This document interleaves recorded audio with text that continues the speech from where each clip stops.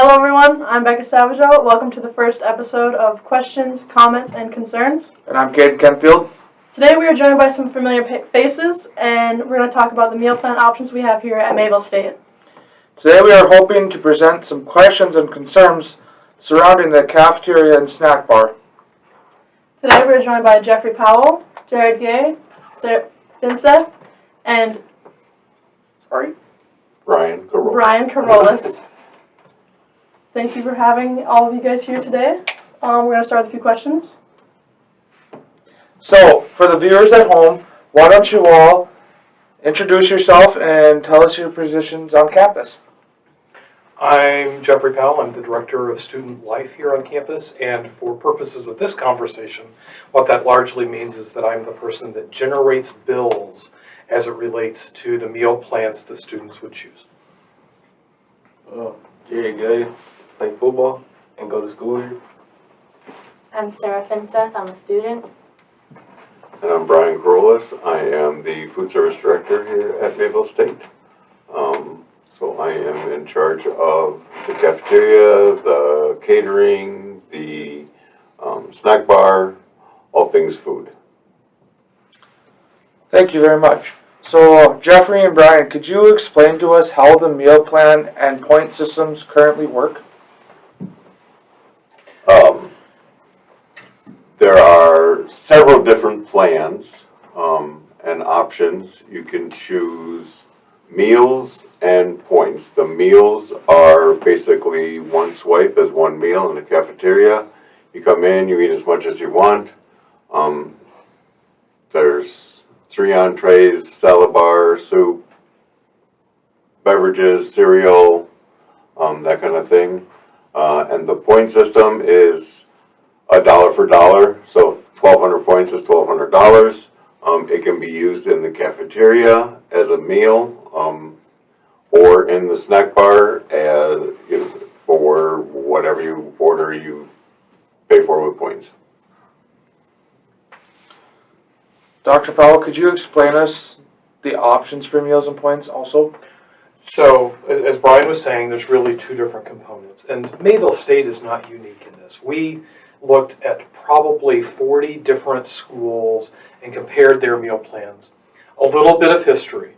None of you in the room would remember this, but probably an alum who's watching will remember that about 5 years ago, there were plans that were merely meal swipes.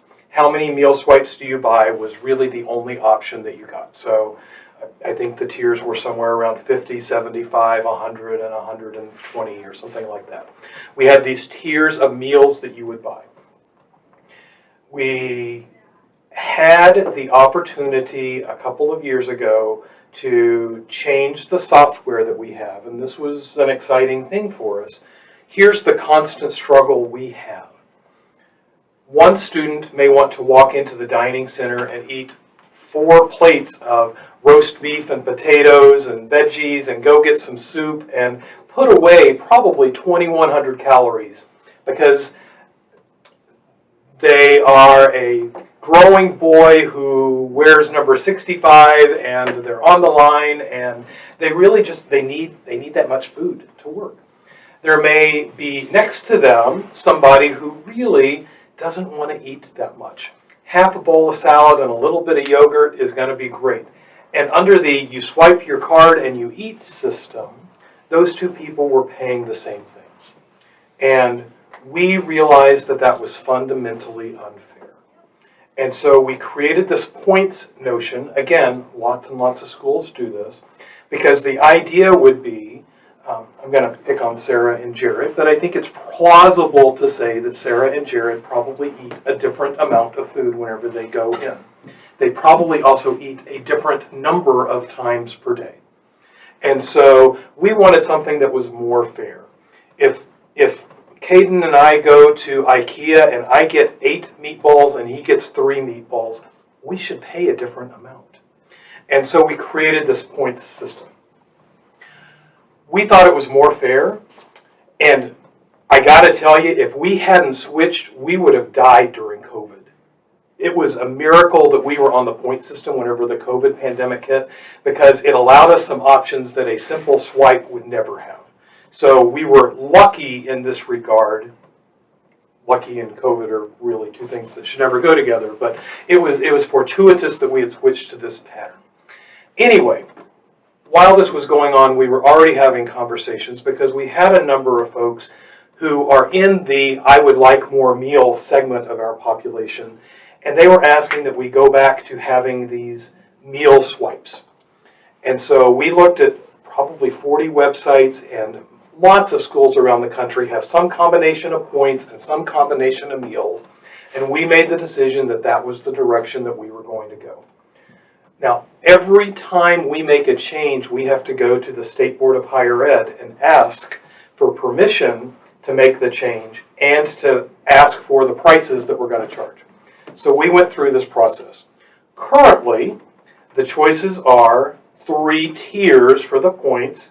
Those tiers are $7.25, $11.50, and $1,600.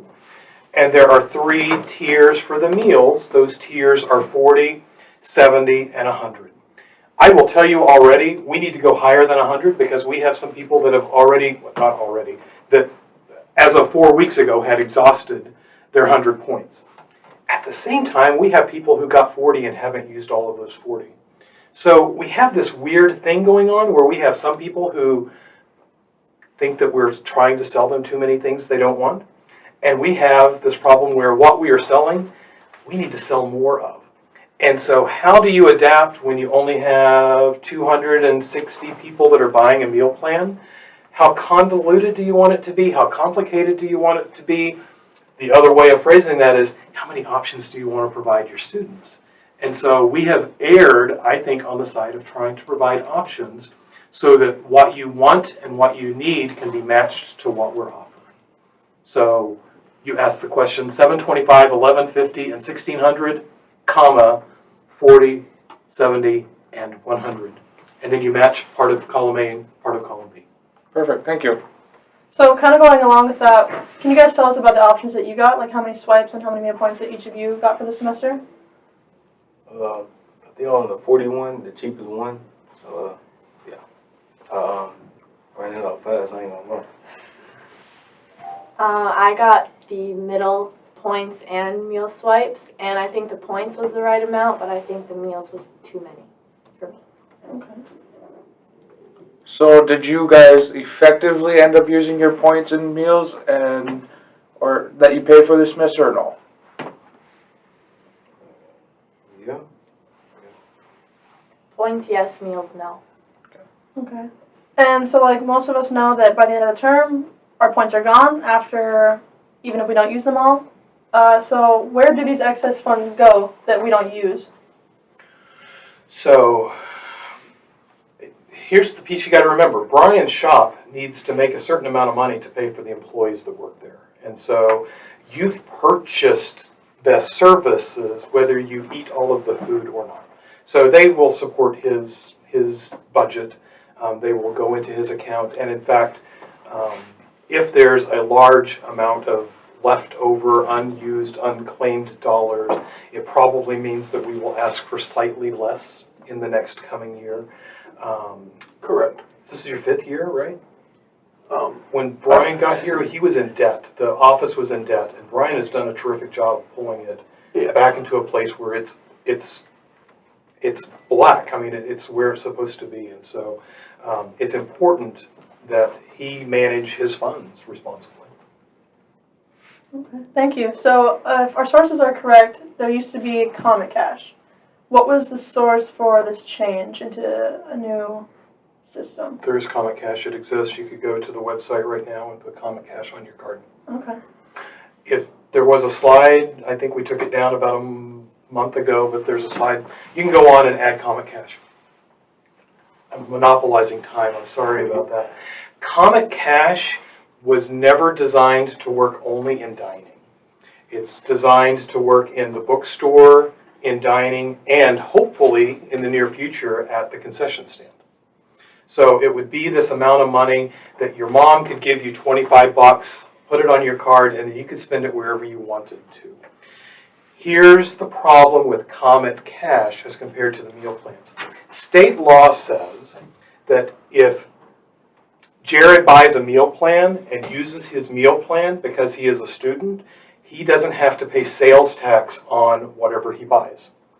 But if Katie, the advisor who's sitting over in the corner of the room, who isn't on film right now, if Katie wanted to go and buy a meal in the dining room, she's supposed to pay sales tax because she's not a student and she's not on a meal plan.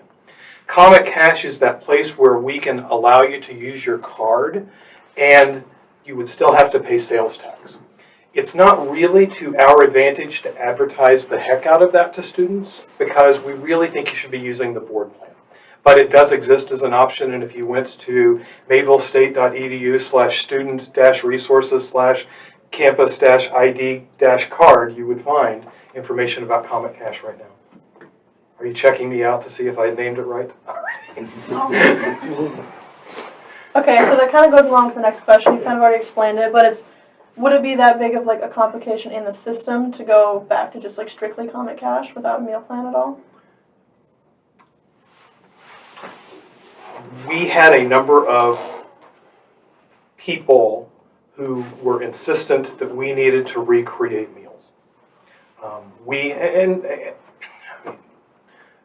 I'm going to say coaches, and I'm not trying to, paint with too broad of a brush, but it really was the coaches who were advocating for their students who felt like they weren't getting enough food whenever they were having to purchase them with dollars. Now, I could build an argument that says whether you're paying $11 for the meal swipe or $11 for the food, that you're still getting $11 worth. And that's all well and good, but here's the piece. Sarah was saying that she has used all of her points and hasn't used as many of her meals. I'm going to interpret that as Sarah likes to have grilled cheese and fries, but doesn't necessarily like to have roast turkey and a salad. She's choosing to use her points at the snack bar because she likes the menu at the snack bar more than she likes the items that are plated for her. How well did I do? Good. If I'm an athlete and I truly do need 1,600 calories whenever I walk in, I'm going to have to pay a whole lot of money to get that in the burgers and fries part of the snack bar. But if I walk into the dining room and I pay that $11 in order to get 2 or 3 plates worth of fajita chicken on tortillas and some rice and go through the salad bar, I'm going to get a lot more food for the money because it's more economical for us to make those kind of meals at a price where you can fill your tummy. And part of this is in response to what our coaches were asking. Part of this is in response to what our students were saying. I mean, I spent all of my money and I'm hungry is hard to hear whenever you know that the student has been buying burgers and fries. Better meals will give them more satiation. Thank you.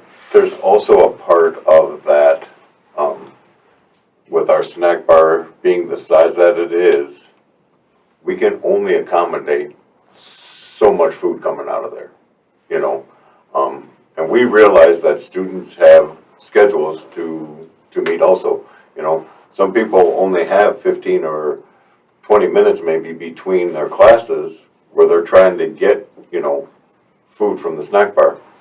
With the amount of space that we have right now, I mean, we are pretty much maxed out at what they can handle doing with the equipment that we have without some major renovation. Okay. So, our next question was, what would the process look if we were to ever consider going from points to Comet Cash? You mentioned going. If we went from points, points and points would be kind of like what we tried last year in the cafeteria, where whatever you buy is what you get, and that's strictly points. There'd be no all you can eat, there'd be no, anything like that. Does that work? Not really. That's the part where we have way too many people saying we don't get enough food,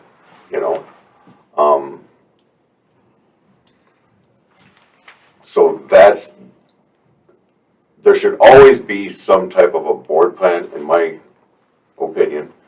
There should always be some type of a board plan, whether it's less than 40 or whatever. There are 3 meals a day or 2 meals a day, 7 days a week for 16 weeks that you can use, a swipe for lunch and or dinner, So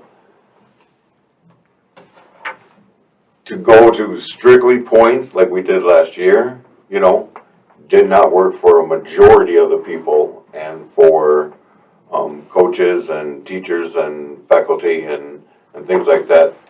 And that's what we heard, was that system was not working for them.